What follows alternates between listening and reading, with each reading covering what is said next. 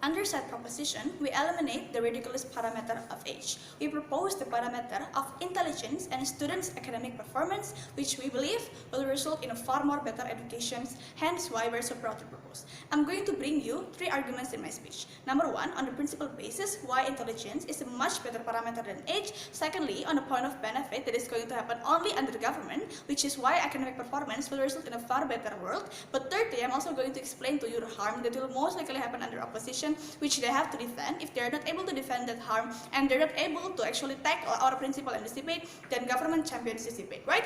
My second speaker is going to bring you extension of my argument, and my third speaker is going to glorify and prove why our team is able to champion this debate, right? So what is our model in this debate? It is very simple. We're going to use merits in form of academic performances to determine which class students will go to.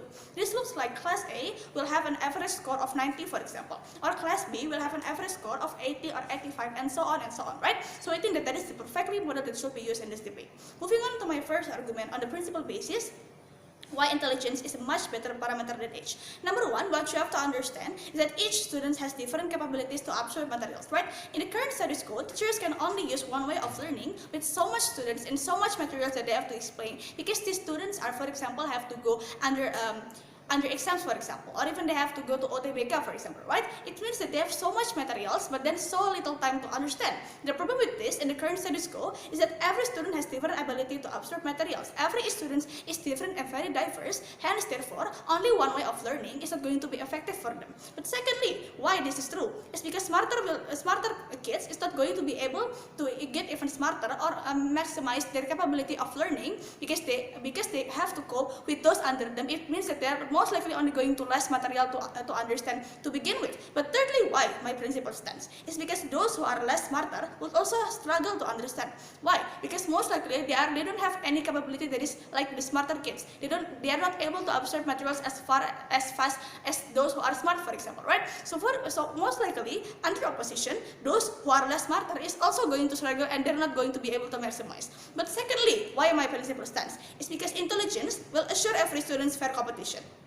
Smarter kids means that they are going to most likely have a more fair competition, because everyone is on the same ground, because they are playing on the same level. But also those who is less smart will most likely also compete with less smart. That if opposition is going to bring this into this debate, we think that that is completely okay. Why? I think that every student have the rationality to always want to climb a parameter of them. So even if, for example, they go into class B, they won't want to go into class A, for example. This means that everybody that every student is going to play on the same ground, and they will have the moral obligation, for example, or the rationality to always want to climb to the top, right? We think that this argument has been beaten by the bullet. But thirdly, why my principle still stands is because age is simply a bad parameter, right? It doesn't reflect your knowledge at all, because we think that being older doesn't mean that you are drastically smarter, for example, or being younger even doesn't guarantee that you can survive, for example, in the field of education, for example, right? This argument is important and true. Why?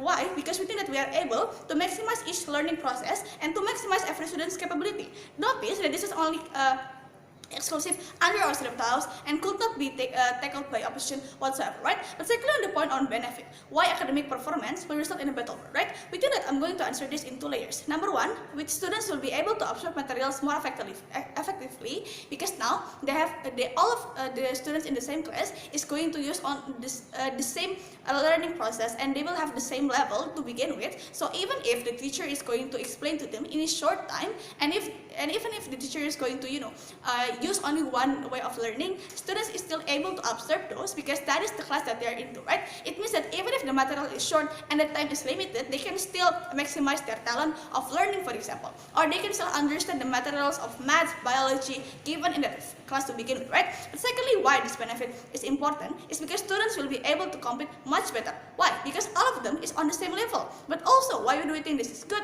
Because this is going to trigger students to even be better.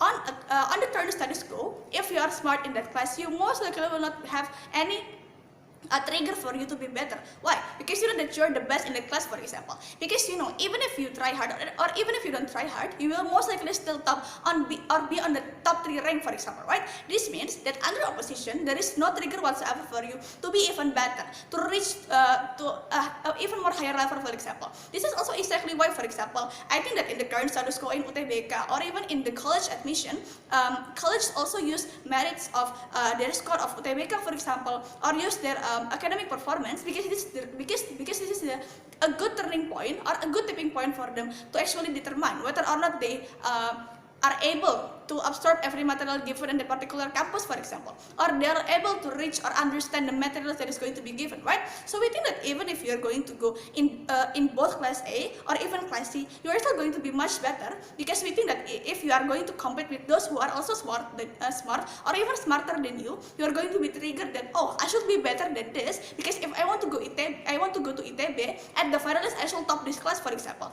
Or even you are in class D or F, you are going to realize, oh, if I want to go into a good university, at the very least I should go into class A. This means that under our side of the house, a trigger of students to be much better in their education is only exclusive towards government, right? But thirdly, moving on into my harm argument, why under opposition it is going to be so bad, right?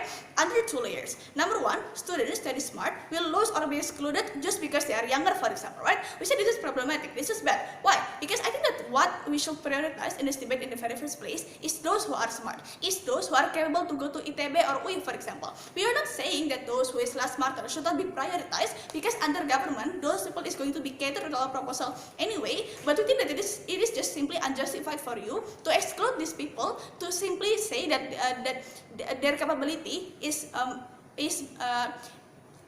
tipped by the point of age, because you don't think that also violates our principle in the very first place, right? But secondly, why it is going to be harmful under opposition is because under the side of the house, competition will never be fair, right? Because I think that under the side of the house, classes will not consist of people who is smart and there is no trigger. But also, I think that the very first problem that I explained in my substantive on the principle basis will also stand. But also, under the side of the house, you eliminate as a teacher or institution to maximize every student's capability. This means even if you are going to go into a class that exists under opposition, and you are going to use like the best method possible, most likely it is not going to be even better anyway, right? Why? Because under the side of the house, only smarter kids will be smarter. There will be no trigger for those who is less smarter than them to be better, for example. They will most likely be under current status quo, in which most students is going to, for example, just give up because they simply think that I will never understand this material anyway, so why should I fight for it? Under our side of the house, we are going to be much better because everyone is capable and their eyes are open of the competition that is going to exist in the current status quo. Because if you're going to go under your middle junior high school, for example, and you realize you want to go into a better senior high school, it means that at the very least you have to top your school first, or you have to be the top 3 rank in your class first, for example, right? This means under our side of the house, we're going to eliminate every possibility of students being lazy, and under our side of the house, we are going to have a much better education. Hence why we're so proud to propose.